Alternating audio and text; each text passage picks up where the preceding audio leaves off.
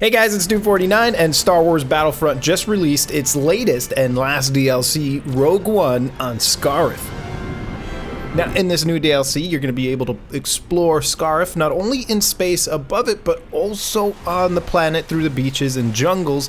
But there's a new game mode, and it's the Infiltration mode, which has 3 phases. The first phase, you are in space having your space battles there, and you have to take the Ewing all the way in to the center area. Now, if it gets blown up, you get more along the way. So as the Imperials are defending, they can keep killing it, and more of them begin to spawn. I think there's like a total of 4 that can spawn, but that means you're down to the last minute, and you really need to get that Ewing in there. So it's trying to give the rebels a chance to win. Now with the Ewing, it has 3 abilities. It's got the shield, the speed boost, and a jammer, which will jam anybody locking onto it. But it is actually really fun to play, and everybody is trying to take it out, because once it gets in, you basically go on to the next phase. Keep in mind that center point is the shield gate, and once you pass it, you're now able to go to the beaches of Scarif and have to complete the second phase of Infiltration.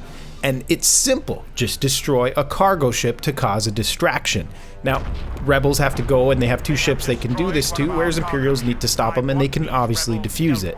Moving on to our third and final phase after those cargo ships have been blown up. Actually, you only need to blow up one of those cargo ships to move on to the final phase, which is protecting the data tape carriers. You basically have infiltrated here, and you grab a data tape, and now you have to run all the way back to the Ewing and get extracted. Now, obviously, this is similar to the beginning, where if you lose that first data tape, more of them begin to spawn towards the end of the game, where you're about to lose based off of time. So if the time starts running out, more data tapes spawn, you just have to go back to base to grab another one and move on in.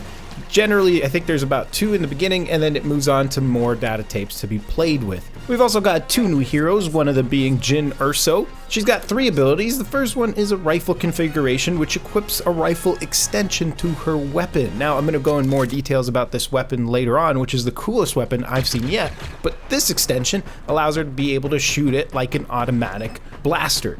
The second ability is called a Sonic Imploder, which is actually a flash grenade, but it has a very large radius, as you can see here.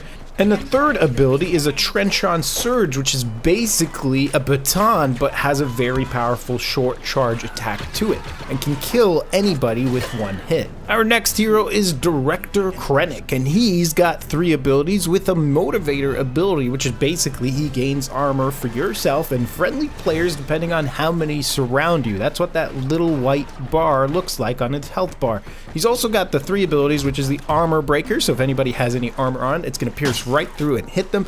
His blaster is a 1-hit kill. He's got a C2B5 Astro Mech, which from what I've seen deploys a shield around and does some awesome things, as well as that shield is actually pretty cool because if you go in it, it deploys a toxic gas, so anybody else that comes in there was going to take damage, but you won't take that damage. And the last ability is Wrath of the Empire, which can be used very tactically. Again, he's a support type hero, so anybody that's within that circle that you plant down for Wrath of the Empire will have their health drastically increased. What I've seen is double the health, and you can basically go in there being stronger to fight the rebels. Now the next thing we have is the A180 pistol, and this thing is wicked because it replaces all of your star cards and brings in some new abilities to them. The first one is Sniper Mode. So this is essentially a pistol that can be customized like a Swiss Army knife into some other type of blaster.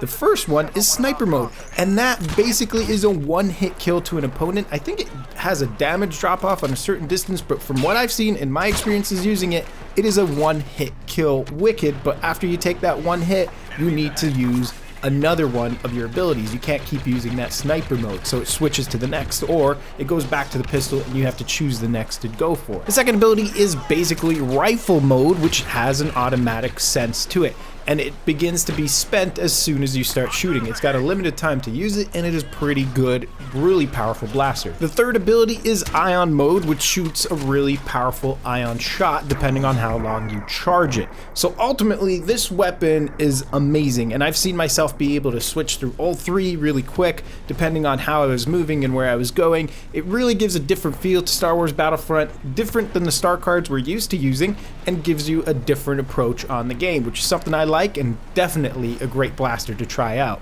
Our next blaster is the DT-29, and this is like a revolver. It has 6 shots, really powerful shots, and you can shoot it at a very fast fire rate. Reload's great. Lastly, we've got a new star card called the Sonic Imploder, which, as we seen earlier, is basically a flash grenade, which blinds people in the vicinity of that radius. We have 2 new power-ups. The TIE Striker, which is actually the Imperials can call in a devastating TIE Striker to make strafing runs on nearby rebel targets. You don't fly this, but it is AI controlled and really cool, so you don't have to worry about it. You can just call it down and just keep going. The next power-up, which is something else that I find really cool brought into the game, is the Ewing. You don't fly this, but you do get to gun from it. So it looks like an AC-130 flying around the map, and you are gunning down players, and it does a lot of damage, and it has some abilities for you to use to protect it, but it is one heck of an awesome thing, and if you see it, you better grab it and use it, because you are going to have a lot of fun mowing down the Imperials. Lastly, we've got new skins for both the Imperials and Rebels, and that is everything you are getting with the last DLC of Star Wars Battlefront Rogue One. If you guys enjoyed this video, click that like button down below, subscribe for more awesome content, and I will catch you guys later.